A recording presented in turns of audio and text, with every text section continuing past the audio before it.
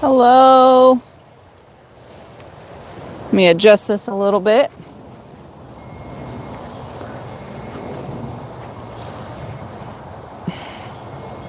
Hello, welcome. Let me adjust the camera just a little bit. Can you let me know if you can hear me? Today I'm wearing this mic. It's the first time I'm using this one because it's really windy and it has a fuzzy thing that's supposed to help with the wind. So please let me know in the comments here if you can hear me properly before we get into this class. All right. So today I have a very special class for you. Thank you for confirming that you can hear me well. Today is a very special class, like I was saying, because it's about tomatoes. And if you didn't know, tomatoes are my favorite thing to grow. Thank you guys for confirming that. Tomatoes are my favorite thing to grow. I don't know why. I just really enjoy experimenting with different cultivars every season, getting to taste them and be surprised by, their flavors and just different things that I do with them. So I grow a lot of heirloom tomatoes and I take the seeds out and I process them and have them available on my website. So that way, if you guys want to grow any of the same ones that I show you in my videos, you can find them there. So it is January. It's pretty cold outside. It's about 60 degrees right now. I can see my camera shaking because, again, of the wind. So sorry, guys, about the wind today. But anyways, before we get into it, let's wait a little bit for some more people to get into the class. I'm going to go through a couple just reminders about the class. So this class will be uploaded to my YouTube channel after I'm done. So if we get disconnected or if, something happens, you can go back into my channel and find it under the live tab and rewatch it, if you have to, if you've missed anything. And so make sure you're subscribed to my YouTube channel and turn on notifications. That way, when I go live, because these classes are kind of random. It just depends what I'm doing in my garden at that time, what's going on. So I don't really have like a schedule per se. So sometimes literally 2 days before I'm going to do it, I'll start, sending emails out and letting people know like, hey, I'm going to do a class. So the best way to find out is through my email group. So if you have not joined my email group yet, there is a link on my website. My website is jarrahsgarden.com. At the very top, it says email newsletter or email group. Just click on that and you can submit your email there. So that way you don't miss any of my classes. This is probably one of my favorite things to do, is just chit chat with you guys live about what's going on in my garden right now. And then also help you guys with, troubleshooting your garden issues. What are you guys going through right now? So it's just a nice time to be together in the garden and kind of learn a little bit. The next class I have planned, so I do have one planned ahead of time, is on Sunday, February 27th at 3:00 p.m. Eastern Time. The topic is about raising backyard chickens. Because I do have chickens. They're not here in this garden because this is my home garden. I live in an HOA community. I can't have chickens or bees. So luckily, I have a second garden in St. Cloud, Florida on my aunt's property. She has a couple acres in the country with no rules. So I have my chickens there, my bees and all of that. And I wanted to do a live class kind of teaching the basics. Like, what do you need to know if you're thinking about getting chickens or you want to get started? Like, what are the requirements and the basic things that you need to have in order to be successful raising backyard chickens? And throw in a little bit of a coop tour in there because I have just finished building my new coop and right now we're like painting it and stuff like that. So also thought it would be good to show you guys like what are each piece that is required for, a chicken coop and that kind of thing. So anyways, so that will be February 27th. And just so you guys know, I am in Florida. I'm located in zone 10A. I used to be considered 9B, but with the updated USDA garden zone map, I am now considered 10A. So yes, I start transplanting tomatoes in January. My target date is actually this weekend, the second to the last week of January. But it's a little bit too cold. We just got that Arctic blast, snowstorm, whatever you want to call it, that was moving down the entire country. It's finally landed here in Florida. I think it was like Thursday, Friday, and yesterday, Saturday. It's getting a little bit warmer now, but that definitely delayed planting my tomatoes. And just so you guys know as well, on YouTube here, I have to click to open up the chat. It's super annoying. But so if you see me reach over, I'm checking on the chat because, you know, if you ask me questions and stuff like that, I do want to answer them. So periodically through the class, I will stop to check what's going on in the chat. If you have a question, please just state your state and your zone so I can kind of have a better answer for you if you could.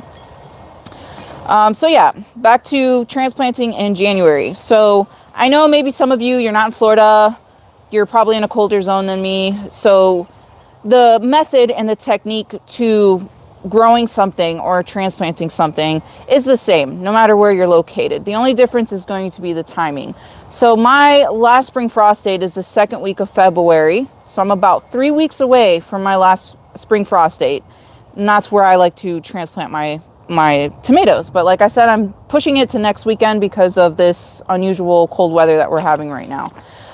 So that kind of gives you an idea of when to start thinking about transplanting your tomatoes if you're in a warm climate area. And by that, I mean you don't get snow and your ground doesn't freeze. So that's probably a lot of us zones 8 and up in these southern parts of the United States. If you're in a colder zone, you're going to have to adjust when you're going to plant your tomatoes. You need to wait for all danger of frost to pass. Absolutely.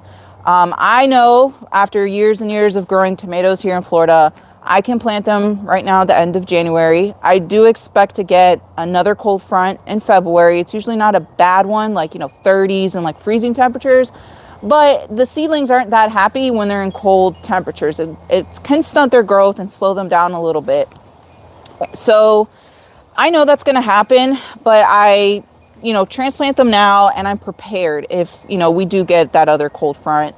I cover them with, Amazon boxes. I'll flip them over and then I'll put like landscape hooks into the ground because it gets windy when a cold front comes through and it'll just blow that stuff off. So I, secure them with some landscape hooks. I did get some hoops this time from Amazon so I can throw, fabric or whatever I have around the house over, just to protect my seedlings. If it gets pretty cold, I can put some heat mats. I'll run an extension cord out here, put some heat mats under those hoops, and that's just enough to keep them warm enough to get through that cold weather.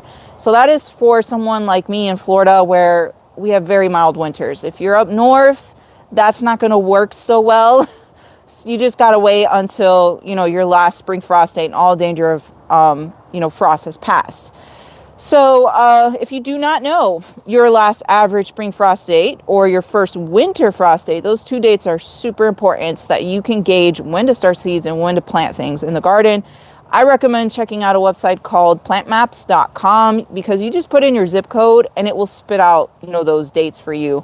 Sometimes you'll use other websites and you kind of have to look at a map and guess a little bit, or it gives you like a range of dates. It's not, too exact.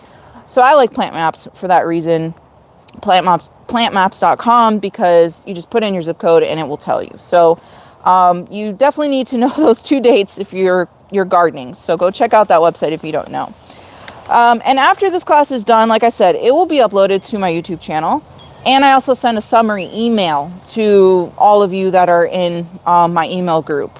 Because, that way you can relax. You don't have to take notes and all that during this class. If I mention supplies, which I'm going to show you right here, or something, I will summarize it in that email and put links so that you can find the same stuff, because I know you guys are going to ask.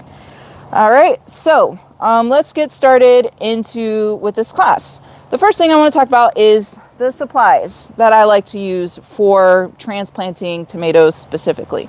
And before we do that, let me just check the messages here really quick in the live chat. Is it too late to start seeds? You're in Florida.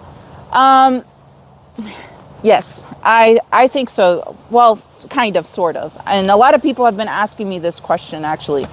So if you're in a warm climate, we're in Florida, I start seeds for tomatoes 2 times a year. I'll start them July 1st to transplant in September for a fall and winter season of tomatoes. Actually, you'll see it, I'm sure, when I flip the camera. I have rows of tomatoes here.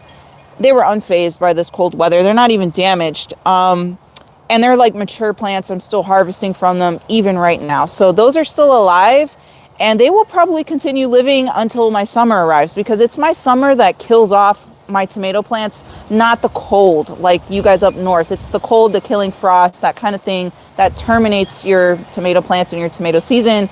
Down here it's the opposite. It's the heat. I'm not worried about this cold. I'm worried about the heat. So these plants have been in here since September. They're really big. I've harvested tons from them. If you want to see a little bit about, the specific cultivars I'm growing right now, my video that I loaded last Friday was actually a 13 heirloom tomato review video. So I showed you guys what they look like, commentary about the plants and things I noticed, and then I slice into them and test them as well. So if you need ideas or recommendations, suggestions, that's a great video to start. But it'll show you these plants look really good right now. So I plant a second crop of tomatoes. I start seeds December 1st, around there, to transplant right now at the end of January.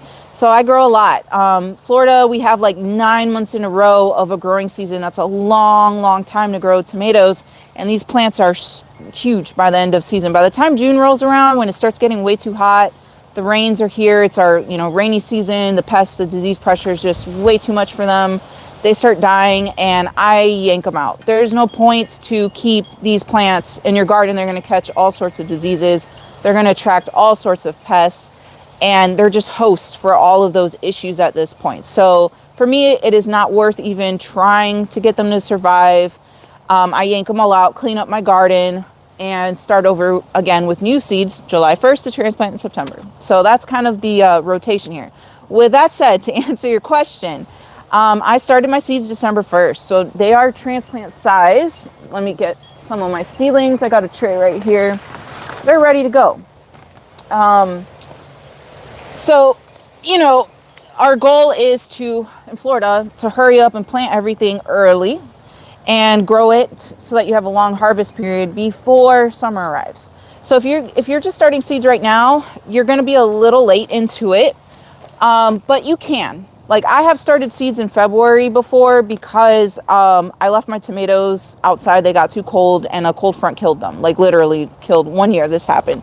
So I restarted seeds in February. I was able to harvest stuff before June came. Excuse me. A little bit of stuff. It wasn't as much stuff as like normally I could, but I was able to harvest something. So you could squeeze it in if you get some seeds now and sow seeds right now. My tomato seeds, seedlings this season, every year I get better and better. Like I know a lot about gardening, but I'm still fine tuning my methods, my techniques and everything over the years. Like I still learn every day.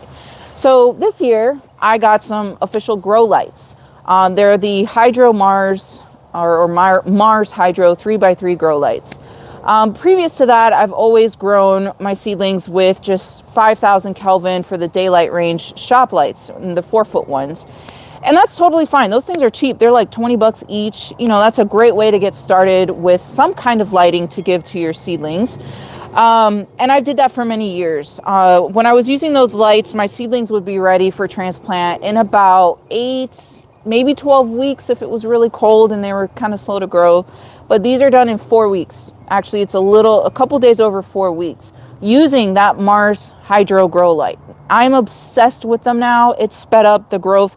These stems are so thick. Look at that. That is a 4-week-old tomato seedling. Like ridiculous.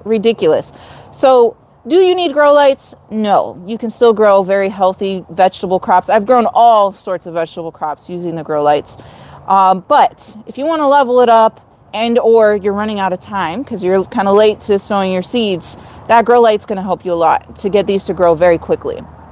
And if you're going to do this now, if you're going to sow seeds now, I recommend you focus on early maturing cultivars, cherries, dwarf cultivars. I have some dwarf tomato cultivars that still produce big beefsteaks, or determinates, because all of those start producing their tomatoes way sooner and earlier than indeterminate beefsteaks. Indeterminate beefsteaks are usually, for the most part, Late season crops, they take a good solid maybe 3 months before you start harvesting after transplanting. So that's why I say kind of, sort of, you might be a tiny bit little late for what's ideal, but if you get those early maturing cultivars, get some grow lights, you'll do it. You can still do it, at least for people in Florida anyways.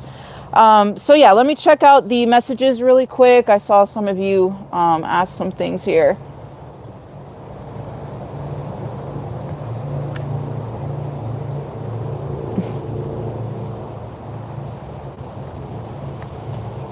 Yeah, most places it's too early. I'm talking about warm winter climates right now. I don't want to block the mic. Warm winter climates where it doesn't snow and your ground doesn't freeze. So we're talking southern parts of the United States, zones 9 and up for sure.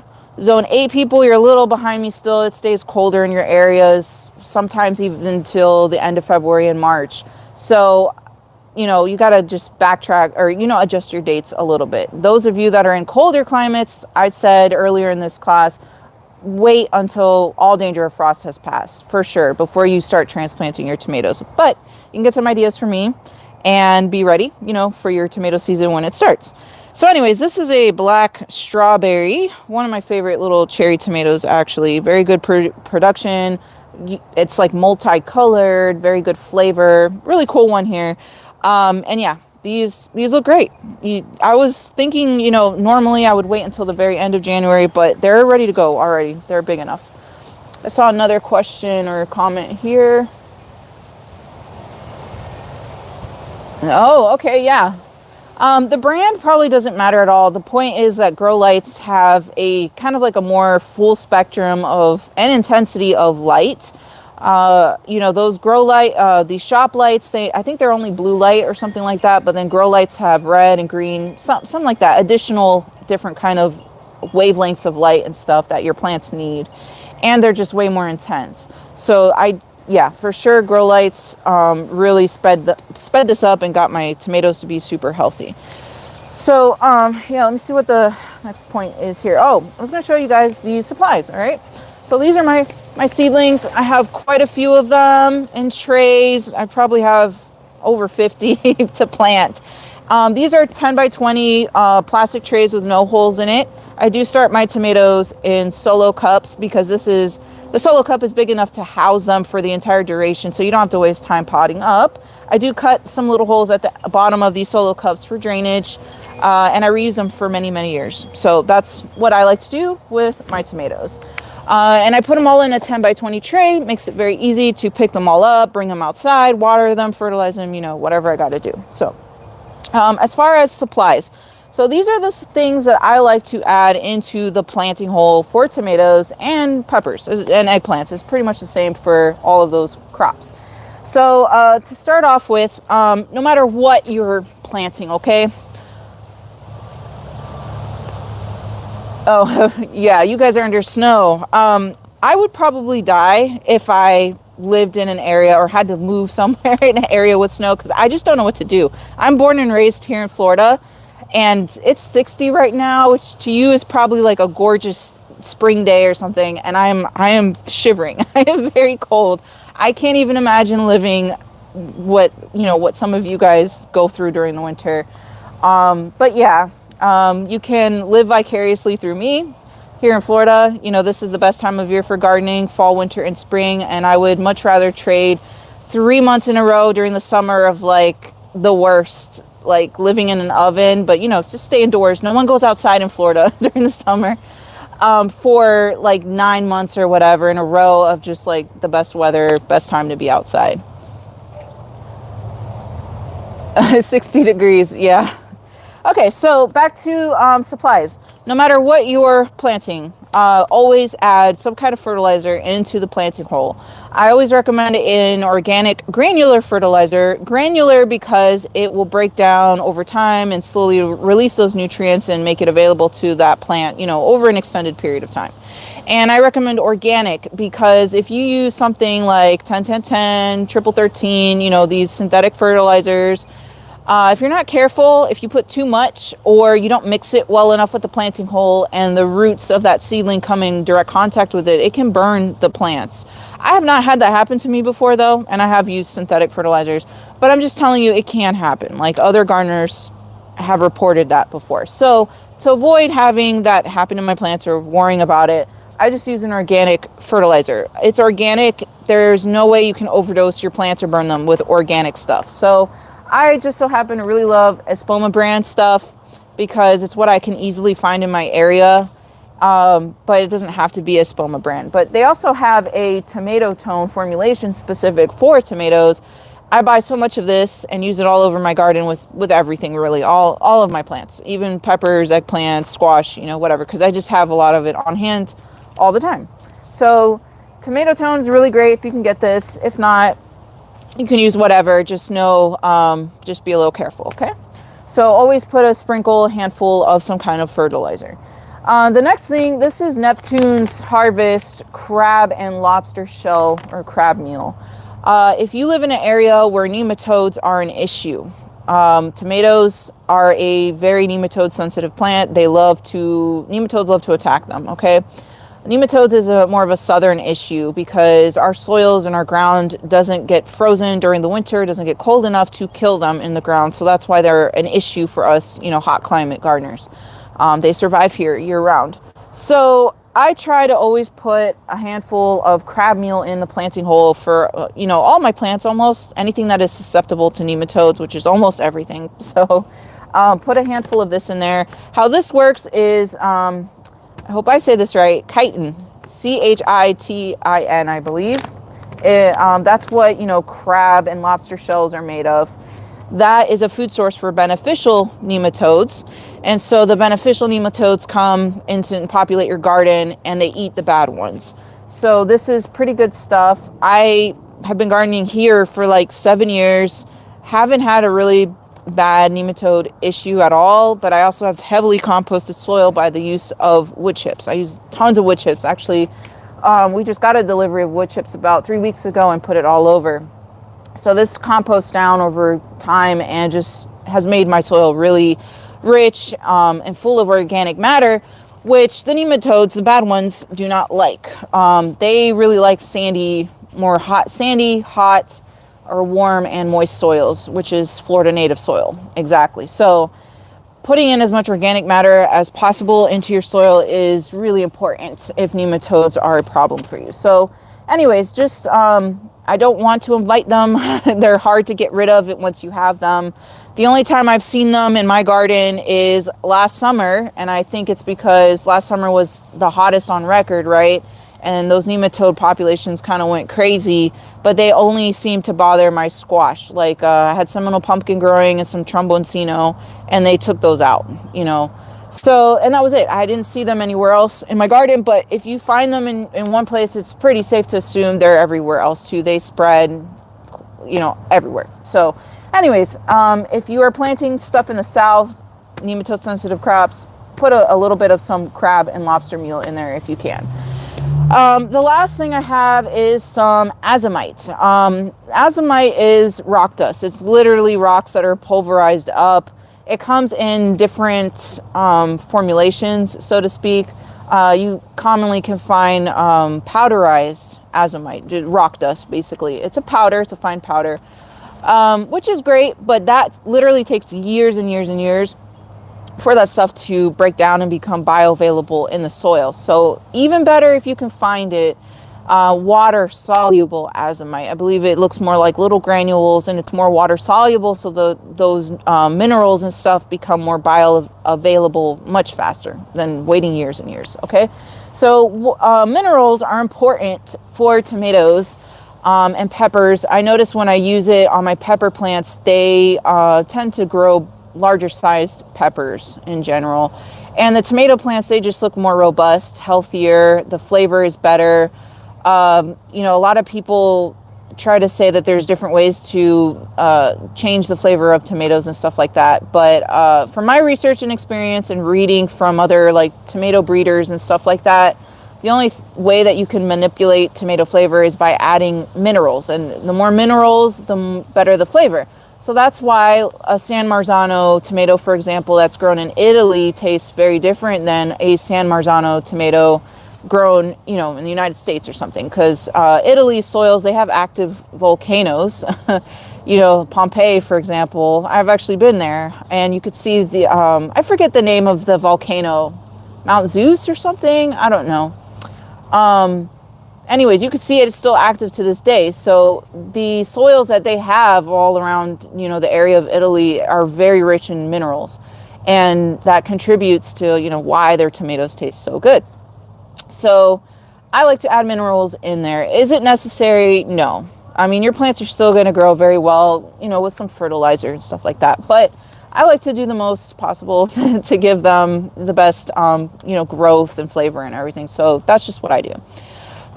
So besides these items here that we put in the planting hole, you know, before you go out to plant all of your tomatoes, you should have the area prepared. You should have your vertical trellis system in place. You should have drip irrigation in place if that's what you're doing, before, you know, you start planting everything around. So my plan was to plant these this weekend. I was going to set all that stuff up, you know, yesterday, but I'm not going to plant these until next weekend, so I'll get it done then. But I already have drip irrigation lines in here. I do have a YouTube video tutorial showing you how I installed it. That was absolutely the second thing that was game changing for me in my garden, was installing a good drip irrigation system. The first thing was the use of wood chips. And actually I have a wood chips video coming out. I don't know if it'll be next week or the week after, showing you, you know, how I use wood chips. How do you get it? Frequently asked questions that people ask me about using wood chips in the garden. I'm also a no-till garden, since I use the wood chips and that kind of thing. But anyways, so if you want to learn more, I definitely have so many, you know, videos and stuff coming out to teach you guys everything that I do. But anyway, so get your supplies, get your garden, you know, set up and ready before you start planting things everywhere. Let me check the chat really quick, and I'm sorry, I don't know if it looks really dark because there's a pretty harsh shadow. The sun's on the other side of this fence here, so not sure what that looks like to you guys. Let me check the chat really quick. Any different tips for tomatoes and peppers in food grade buckets as far as care?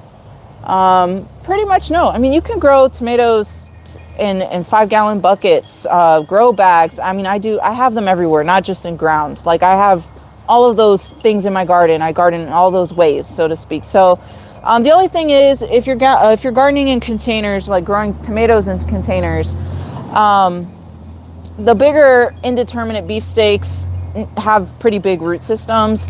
So just be careful the size of the container you're using. I recommend the bigger the better for those beefsteaks. At least a minimum 15-gallon or up for a big beefsteak. If you know, you could probably do it in a 10, but I would give them at least 15.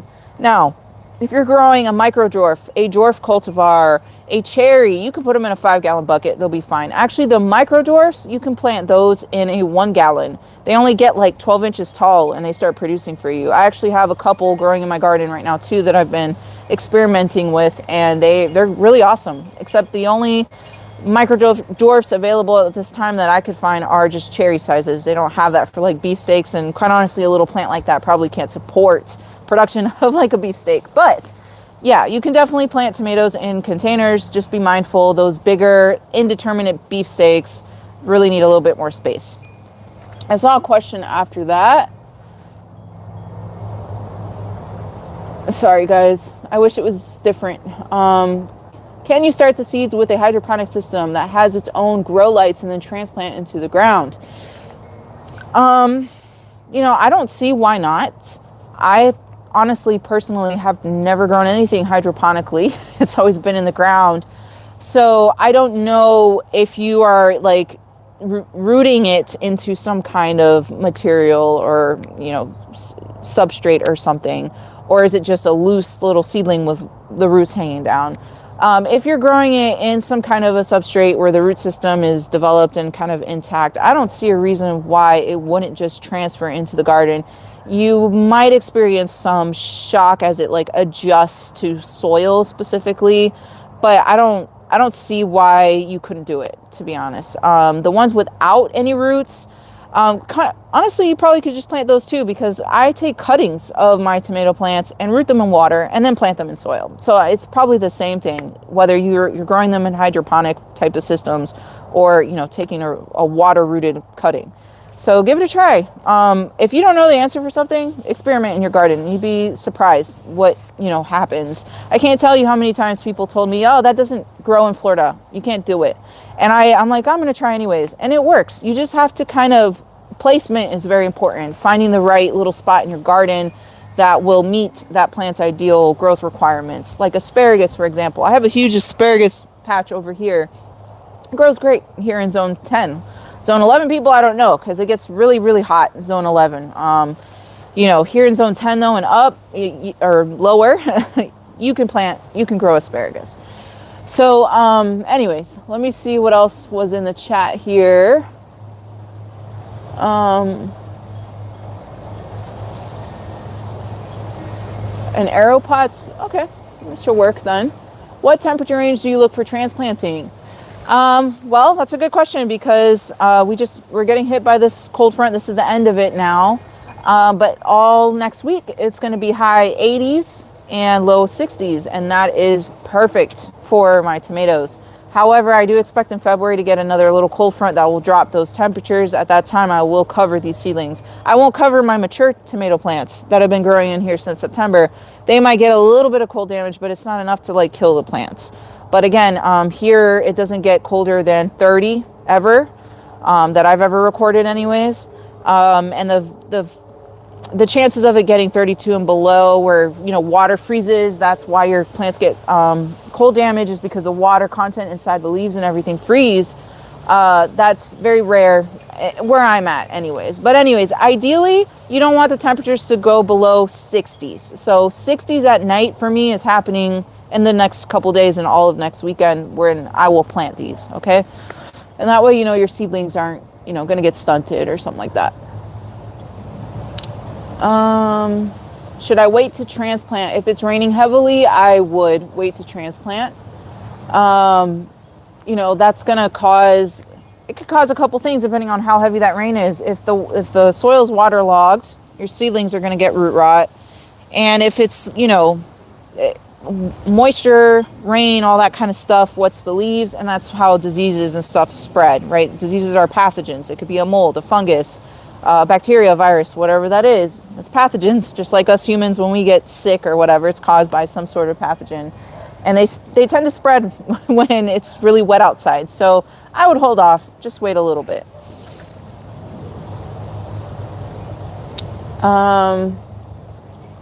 What would you do if your soil was very high in phosphorus? Is it affecting your plants? Because if not, I wouldn't worry about it at all. I very rarely have I ever heard, I don't think I've actually have ever heard someone tell me that they had so much phosphorus in their soil that their plants were struggling or it caused some kind of an issue. Usually it's the opposite. So not sure. Let me know. Is something happening to your plants? I mean, if there is something happening, you're going to have to make some amendments there, probably by adding, lots of organic matter like compost. Tomatoes are very resilient. Yes, they are. They're more resilient than I think more people realize. Okay, I caught up on the chat here. Let me put it back down. All right, let's continue on. So I talked about supplies, preparing the garden. Now let's talk about spacing real quick. I don't know how many of you here have small gardens, or maybe you have a really, really big garden. I have a small garden here. I have a bigger garden at my second garden on a couple acres that I was talking about earlier. So when I'm going to talk in terms of a small garden though, if you follow square foot gardening guidelines, which is kind of sort of what I do, you can plant one tomato plant per square foot. So they are 1 foot apart. You can do it. I do it all the time. By doing that, I am maximizing my space, and I'm able to plant a lot more tomatoes and different varieties at the same time. And I do not have an issue with them struggling for nutrients or any of that kind of thing. Because again, I fertilize them. Not only do I put, fertilizer in the planting hole, but I have a pretty rigid like schedule. I call it Fertilizer Fridays, where I use this organic fertilizer and I put just a little bit, maybe like an eighth of a cup or so at the base of each plant every Friday. And that just keeps the nutrients very consistent. And none of my plants are struggling or fighting with each other to get enough nutrients. So that's not a problem. If you have good soil and nutrients available to them, you can definitely plant them 1 foot apart. The bigger issue really for me is disease and pest management. When you have plants very close together, you have a lot of leaves. Those leaves are, up against each other. It prevents water from being able to evaporate off the leaves. Critters, pests and stuff can hide better in the leaves. So if you are planting them 1 foot apart, you're going to have to get a little organized when it comes to good pruning and trellising your tomato plants. Do you have to prune and trellis them? No. Like there's people up north, their tomatoes ramble and they get tons and tons of tomatoes regardless, because you're up north, your pest and disease pressure is a lot less than someone like me. However, I'm in Florida. The diseases and pests are insane here. We get it all the time. It never stops. So for me to grow tomatoes closely together, 1 foot apart, I've got to be pretty good with my pruning game. Okay, so I have lots of videos. I have a video on my channel that shows you like 3 steps to pruning tomatoes, and shows you how I trellis them too. There's a million ways that you can trellis tomatoes, a million different ways. Just find what works for you and stick with it. When I'm growing indeterminate tomatoes, I like to prune them to 2, maybe 3 main leader vines and take everything else off all the time. The suckers off, the side branches, whatever. I maintain 2 to 3 main leader vines.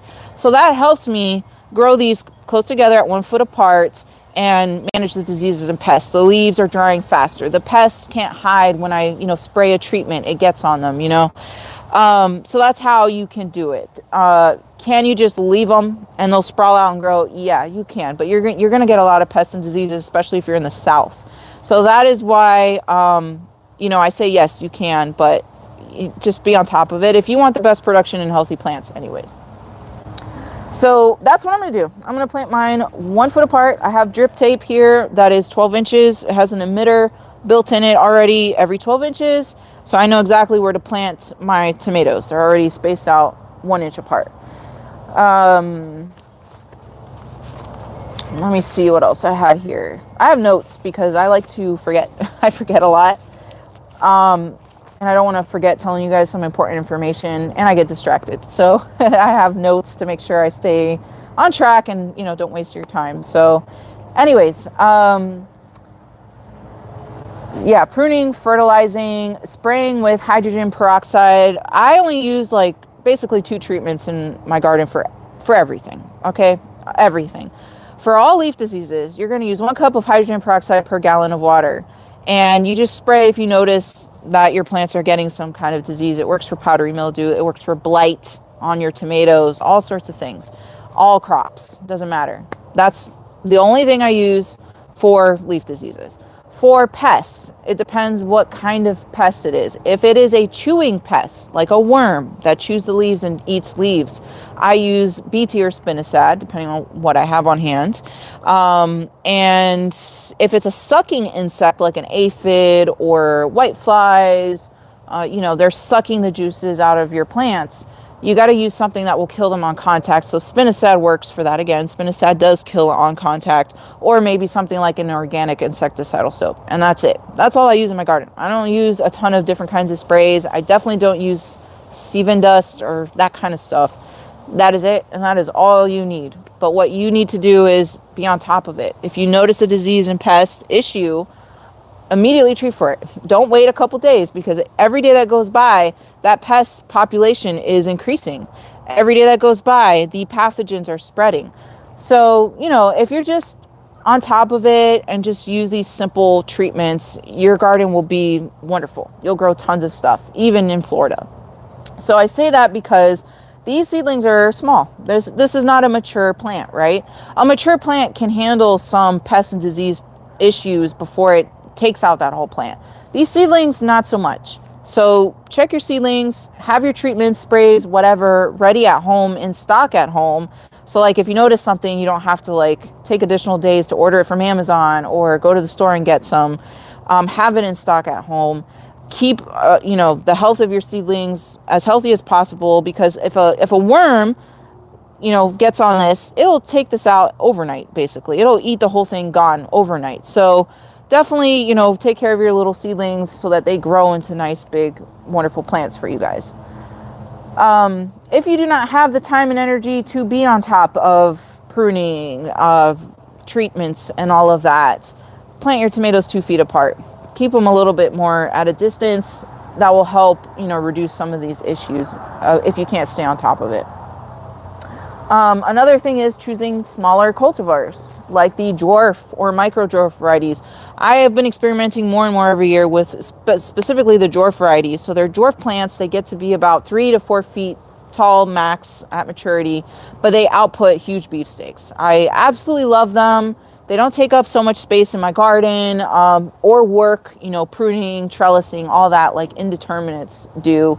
So that helps too. If you're struggling, you're learning about tomatoes, you're struggling with the pests and diseases and spacing and all these things, I really recommend that you try growing some dwarf cultivars or micro dwarf or cherries. Cherries go crazy, they ramble all over the place, but they have much higher disease and pest resistances. They're very vigorous. They'll produce for you much easier than like a beefsteak will. A beefsteak tomato, to get it done well, grown well, and producing at its max capacity that it can, it does take a little bit of expertise and work there. Okay, so I'm going to show you guys how to plant them, because now I've showed you all the supplies. We've talked about how we're going to do this. So let me show you how I plant them. I like to get like a little container and mix all this stuff in here. Probably 1 part each of the azomite, 1 part of the crab meal, and maybe more like 3 parts of your fertilizer. You don't need so much azomite and crab meal in the planting hole per plant. So let me, I'm gonna move the camera. It's gonna look a little shaky, but I got to. Let me get my gloves here.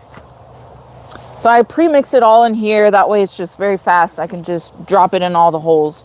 I like to bulk do things. That's how I just kind of do it faster. So what I mean is like, okay, I have 50 seedlings I got to plant. I will bulk go in and dig up all the holes first. Then I'll go back through and drop the fertilizer and mix it in first. Then I'll start dropping in all my tomatoes. Then I'll go through and bury it all. That's just how I work. To me, that's much faster than one at a time and repeating the same step 50 times, just do it all at once. That's how I get it done anyways, with a lot of tomatoes. So I gotta move the camera here because, well, can you guys see soil? I have too much mulch right here. If you are using wood chips, oh, that was another ingredient I forgot to say, mulch. Mulch will stabilize soil moisture, which is a big issue if you struggle with blossom end rot. It's not a calcium deficiency. It's an issue with the soil moisture being very inconsistent in your soil. Whether it be too much moisture or too little, the roots are unable to uptake calcium from the soil into the plant. So that's how you get blossom end rot. By heavily mulching, you will kind of moderate the soil moisture, and that helps tremendously, especially if you're in Florida, where when it rains, we get like, it pours. And that's when I start seeing a lot of blossom end rot happening. So mulching is another supply you need to have on your list when you're growing tomatoes. Not only will it help moderate the soil moisture, it also moderates the temperature, because believe it or not, there have been some summers where the soil just gets so hot here in Florida that you start noticing the tomato plants are kind of curling up and wilting. Their roots are actually getting way too hot in there. So that helps with it. And it's a barrier protecting the plants from all of the different kinds of pathogens that live in the soil. Okay, so that way when it rains or if you're watering your plants, it doesn't backsplash those pathogens in the soil up into your plants where they start infecting everything and spreading. So I use a lot of mulch. Like I said, I got a delivery of chip drop. I mulch everything, my pathways, except for this one because I have this plastic here. But my beds, and then I still have a lot left over, so I just make a pile and I use it as needed, during the growing season. So actually, you know what? So I don't have to move the camera because that's always annoying for the viewer. It kind of looks like a roller coaster, right? we're just going to pull back the mulch here, which is totally fine. If you have a lot of mulch or wood chips, just pull it back. There's a misconception that wood chips like this pull nitrogen out of the soil and will affect your plants. In a way, yes, it will, but it just depends how you're using it. So if you mix up the wood chips with your soil, it will start pulling nitrogen out everywhere. It pulls out nitrogen wherever it comes in contact with the soil. But if you just have a layer of wood chips over here, it's only going to pull nitrogen out of where it's coming in contact with the soil instead of mixing it all up in there. So I just have a layer of wood chips. If I have to plant something, I just pull back the wood chips to reveal the soil, plant your transplant in there, and you're good to go. Or you can even direct sow seeds in this little, hole here where you pulled back the mulch. Obviously, don't put the mulch back if you're direct sowing seeds. But yeah, totally no issues at all. Doesn't take nitrogen away from my plants, none of that, which is another reason why I do no-till gardening, because I cannot till all this stuff in my soil. Again, it'll pull out the nitrogen. So the use of wood chips is awesome with the no-till gardening style. So anyways, when you're planting tomatoes, and only tomatoes, not peppers and eggplants, just tomatoes, wherever their stem comes in contact with soil, they start like developing roots. You'll see like little white knob looking things coming from the stem. Sometimes people think it's a disease or a pest. It's not. It's just roots that the tomato plant is starting to grow. So wherever they come in the stem comes in contact with soil, it will start growing roots, which means you can get this plant to kind of grow and develop a bigger root system. Bigger root system, more robust and vigorous plant, more production. Okay, so that is why everyone says when you plant your tomato seedlings, you're going to bury at least half of it. So you need your seedling. They're actually kind of wilting a little bit because it's cold. So they don't like this 60 degrees. They have water. I just watered them. They're just getting cold. So I got to bring them back indoors. But anyways, your tomatoes are ready to transplant when they're at least 8 to 10 inches, because you're going to bury half of that stem. So these are right there, probably 10 inches right now. So dig your hole deep enough to bury the entire root system plus half of its stem, and make it double as deep, so to speak.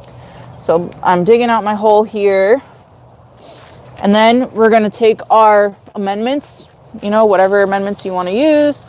Just sprinkle it in there. All this stuff is organic, so I don't have to worry about measuring it out or none of that stuff. And then mix it with the soil, so that way the roots don't come like straight into contact with this stuff here, because that's not good. All right, take your plant out. This is a really good, perfectly developed root system. Let me show you guys. It's not root bound yet, but it stays together. So this is a 4-week-old plant, like I said. The root system is very well developed. It doesn't fall apart when I pop it out. It's perfect, good to go. So you're gonna pop your plant in there. Oh, and I know you guys are gonna ask, I know someone's gonna ask, do I put both of those little seedlings in there? Yes, yeah, I do. When I plant my tomatoes, I put 2 seeds per solo cup. If they both germinate, I plant them both together. Again, I'm not worried about competition with nutrients because I fertilize them and take care of them and that kind of stuff, and I have good soil and they grow great.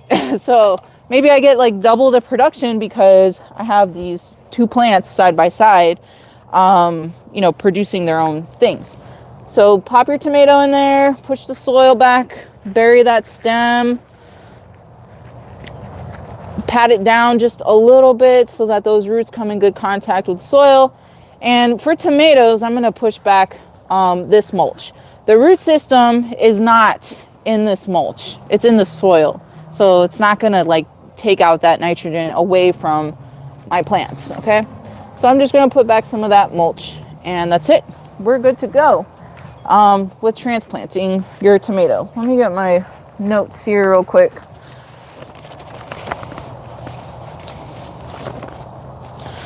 All right. Very good. I didn't miss something. All right, let me check my chat really quick. I wish this would just stay up, but YouTube's not like that.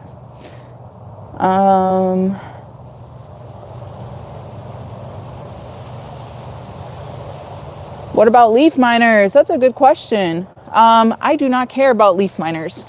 People like to worry about things that aren't really something to worry about. Leaf miners, it's a little, I don't know if it's a moth or what, insect that will put its larva or lay its eggs, and the larva lives in the layers of the leaves. So that's why a lot of treatments aren't effective with it, because it's protected. It's inside of the leaf. So they will hatch and then crawl around, and you'll see like a white squiggly line. It happens to all my tomatoes and citrus, specifically citrus trees, and a lot of other plants too, but most commonly on tomatoes and citrus. So I have never had a leaf miner issue like so bad that it actually affected my plants ever. So I leave it alone. I ignore it. I don't even, people will like pull the leaves off, because yeah, if you pull the leaves off that are infected, you're removing the larva and you're reducing the population of leaf miners. Sure. Yeah, that works. People will spray with neem oil or horticultural oil, because it basically puts a layer of oil over the leaf and it smothers them out. They suffocate, so they die. So that is a good treatment. Actually, right now that it's winter time, if you're in a hot climate, it's a very good time to be spraying your fruit trees and that kind of thing, or citrus, with horticultural oil. I don't use neem oil in my garden because it gets hot here. I could use it right now during the winter, but it has burned my plants before, because it's so hot here that oil-based things will burn my plants. So I just kind of avoid them, but I do like using horticultural oil during the winter on all of my fruit trees, because it smothers things out like leaf miners, scale, all kinds of things, so that when spring arrives and the temperatures warm up and all of these pests are waking up after wintertime and repopulating, it does help and decrease the pest issues a little bit. But leaf miners on my tomatoes, I don't do nothing. I don't take the leaves off. I don't spray for it. Nothing. If you have a really bad situation, please let me know. I'd be curious. I've never seen anyone say that I have leaf miners so bad that my tomato plants are dying or something. If that happens, let me know, because I'd be curious. Checking the comments here. I'm rooting store-bought pineapple tops per your instructions. Will they grow in clay soil, or will large grow bags be a better choice? Pineapples are part of the bromeliad family, and they're not very needy when it comes to soil types, nutrition, that kind of thing. They have very shallow root systems as well. They stay very kind of close to the surface. So you can plant them in a container. They grow great in containers because of that. It's more important that the container is more wide than it is deep. So you don't need very big containers to grow pineapples. A mature pineapple plant gets huge though. They get huge, like a mother pineapple plant is really big. I've seen some huge ones. But they're gorgeous. I have tons of them growing here in my garden. I plant them straight in my ground. I don't have clay soil though. I have sandy soil without any amendments. It's not even a spot where they get like wood chips or none of that. It's just straight in the ground, and they do fine. So with clay soil, I would say give it a try. If you want to try planting some in some clay soil, do it. The only concern would be, does it not drain well? Because I believe clay soil has a lot of nutrients in it. It's just compacted and that kind of thing. If it doesn't drain well, that will be a problem for your pineapples. They do not like sitting in water in wet soils for too long. It will cause root rot, and the whole crown and the middle of the pineapple plant will just die. It'll rot out. So I try both, see what happens. But I wouldn't be surprised if just growing it in the clay soil will just be fine. How do you keep rabbits out of the garden without adding a wire fence? I already have a 6-foot fence. Oh, they burrow under. I do not have a animal problem or critter problem in my garden. I'm in a very dense neighborhood. I have never even seen raccoons here before. So I'm very lucky to not have these issues. I have a privacy fence. They don't come in here. I don't know. So I am not a good person to ask like what to do when you have an animal problem. And even in my second garden in St. Cloud, it's no fence. It's by the woods and stuff, a couple acres by the woods. I've never had rabbits do anything there either. I'm not really sure what that's about. I guess I'm just very, very lucky, because obviously animals are a huge issue for the majority of gardeners. If I did have an animal problem, I would have to build like some entirely enclosed with like chicken wire type of garden setup. That's what I would do, so I don't have to deal with them.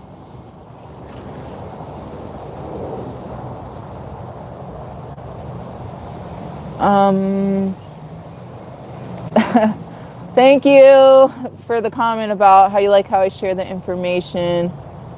Have a neat sand potting soil mix. Okay.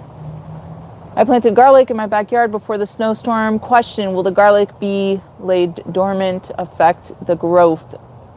Can you let me know what garden zone you're in? I'm just trying to gauge. I'm assuming that you withering from the greens. Well, the greens are definitely going to die if it gets really cold. I mean, the water content inside of the plants freeze and it bursts. You know when water freezes, it expands, right? So it expands inside of your plants and it will burst. So with garlic, yeah, the leaves are going to die. It sounds like it got pretty cold. You're in Jersey. Oh yeah, okay, it got very cold. I don't know what's going to happen with you, because if they were growing and putting a lot of lush green growth, they probably thought it was like springtime. And then all of a sudden something came through and killed like all their top green growth. They will probably, I mean, they'll probably just put on some new green growth. But I have heard of like that messing up with the cycle of the garlic bulb production. Because if it thinks it's springtime and it's done, like they don't get too big. So you may have planted a little too early. Like here in Florida, we plant our garlic in the fall so that it grows during the coldest time of the year. And then spring comes and it's nice and warm and they start bulking up and putting on lots of green growth. Mine have a couple of green growth right now, but it's nothing like too crazy. So a little bit different. And if you plant them too early, it just, yeah, if they get cold and stuff, it can kind of mess with that a little bit. But if you're growing the hardnecks, they're pretty resilient to cold weather. Those are the best. I'm assuming you're probably growing hardnecks. Softnecks are better for the south. That's what I do here. And softnecks, I don't remember exactly the temperature range of how much cold they can handle, but it's pretty low. I would say maybe in the teens even, something like that. They are very cold tolerant. So I don't know. You'll have to see what happens. They could bounce back and just start putting on new green growth, or that cold weather kind of messed up their growth cycle when they start bulking up, thinking it's spring and that kind of thing. So I have to see.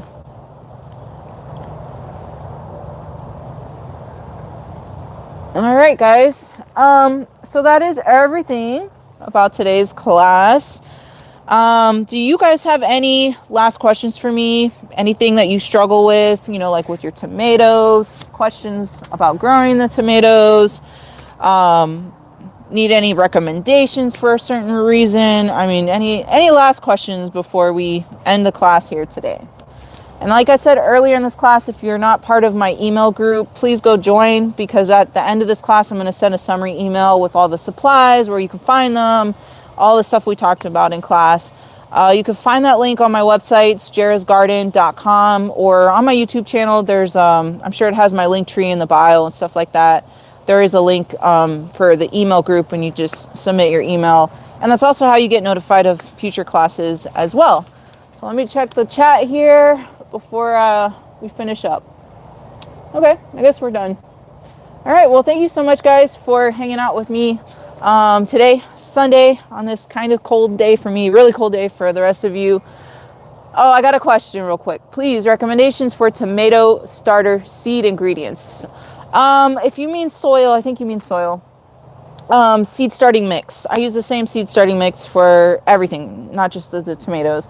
I actually just have posted a video, maybe the last one or the one before that, about my 4 tips for growing tomatoes from seed, like the setup, the supplies, all of that, like how to get them to get to this size here.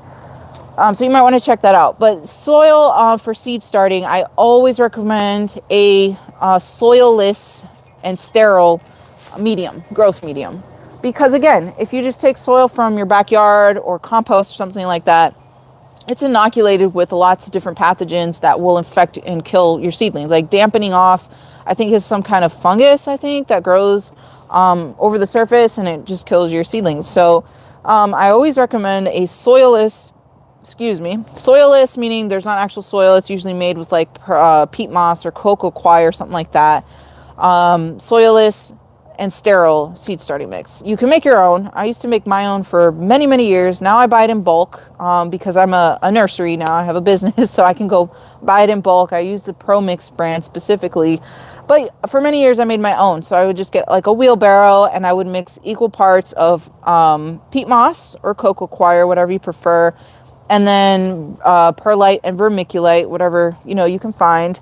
And if you find it, you could throw in a couple handfuls of worm castings, which is just a very gentle, mild fertilizer for seedlings, and mix that all up and you're good to go. Like, that's it. Very inexpensive. Like if you go to Home Depot, you can buy a huge bale of peat moss, I think for like $12, $15, and it makes a lot. So that is definitely, if you're, if you need a lot of seed starting mix, that is the best way to do it, instead of buying those little seed starting mix bags that are like, I don't know, $10 for like one tiny little bag. So anyways, that's the kind of soil I recommend for all types of seeds. Now, if you can't find this stuff, you can't make your own, you can't afford it, whatever, then please just use what you have then. Use your soil from your garden, whatever, just so maybe a lot extra, because some of those seedlings are probably not going to make it. Thank you for joining. That's the best way to keep informed of all the things that I'm doing. I'm getting real cold, but really quick, I do have another live class. These classes are very random, I was saying at the beginning of this class, because it all depends what's going on in my garden at that time. So I don't have a schedule. The best way to find out about them, like literally sometimes I'll say, hey, I'm going to do a class tomorrow. I'll start emailing everyone about it. So that's why I say make sure you join the email group. But I do know my next class is going to be February 27th at 3 p.m. And it's going to be about raising backyard chickens, because I also have chickens. I'm going to just talk about the basics of that and give you a little coop tour if that's something you want to get into. I always say that my chickens are my number one garden friend and helper, not a human. The chickens, I use them in so many ways to help out with my garden over there. So anyways, if you're interested in that, it'd be cool to see you guys at that next class. And thoughts on cutting suckers. It's a family divide over here. I'll answer your question really quick. Suckers are not bad, okay? Suckers are just stems from a tomato plant. So I was saying earlier how I plant my tomatoes 1 foot apart, so I have to stay on top of my pruning game really well, or they just get tons of diseases and pests. So I to prune, the method that I use to choose what parts of the tomato plant I'm going to prune is by identifying and removing suckers. So, I don't know, they have a bad name, but they're not a bad thing. It's just a way to identify what parts and what stems you're going to take off. So if you are growing them close together, or you have a small garden, or you're using a main leader system, I try to prune mine down to maybe 2 or 3 main leader vines, then you're going to remove those suckers. Okay, that's just how your style of growing them. So removing the suckers is important. But you can just let your tomatoes go crazy, not prune, not trellis. They will get, if you're in the South like me here in Florida, they will get all sorts of diseases and pests. It's probably going to limit how much production you get out of them. If you're up north, you don't deal with that so much, but you can let them just ramble. I've had tons of people tell me I don't prune my tomatoes at all and I get tons and tons of harvest. That's great. I wish that was my situation. I cannot let things ramble here with how close I'm planting them and the disease and pest pressure that I have here in Florida. They would just die. They would die earlier than what could have been if I just took care of them and pruned them and stuff like that. So, suckers, removal of suckers is not necessary, but it definitely helps depending on the style of how you're growing your tomatoes. Did I answer your question? All right, I guess I did. All right, guys, that's it. I hope I see you all February 27th. If there's any questions you come up with that you forgot to tell me or something, feel free to send me an email. That's the best way to get a hold of me. Don't message me on social media because I can't check those things every day. My email is info@jarrahsgarden.com.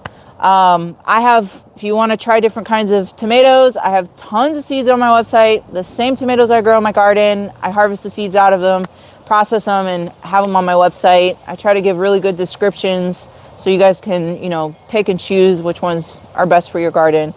But yeah, thank you so much for spending some time with me tonight. It was a lot of fun. I hope you guys enjoyed it, and I'll see you in the next class one day.